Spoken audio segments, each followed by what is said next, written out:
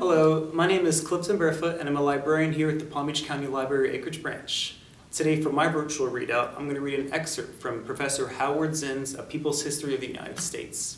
Professor Zinn was a historian and political scientist, and this work of his is arguably one of the most authoritative texts on disenfranchised and minority views of American history. It has been challenged many times throughout the years, notably in 2010, shortly after the author passed away, for having, quote, un-American and leftist views in propaganda in the states of Indiana and Arizona. All right, let's go ahead and read an excerpt from the book.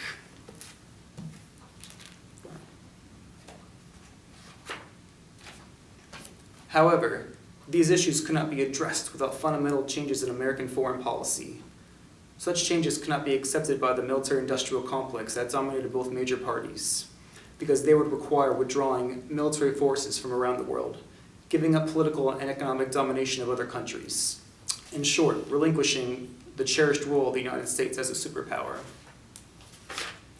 Such fundamental changes would require a radical change in priorities, from spending $300 to $400 billion a year for the military, to using this wealth to improve the living conditions of Americans and people in other parts of the world.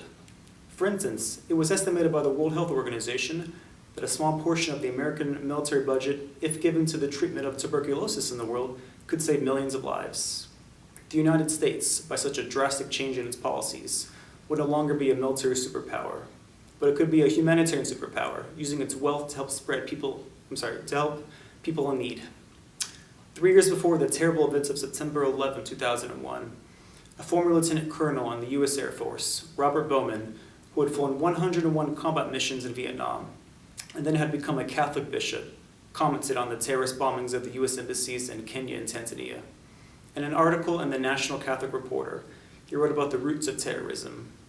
We are not hated because we practice democracy, value freedom, or uphold human rights. We are hated because our government denies these things to people in third world countries whose resources are coveted by our multinational corporations. That hatred we have sown has come back to haunt us in the form of terrorism. Instead of sending our sons and daughters around the world to kill Arabs so we can have the oil under their sand, we should send them to rebuild their infrastructure, supply clean water, and feed starving children.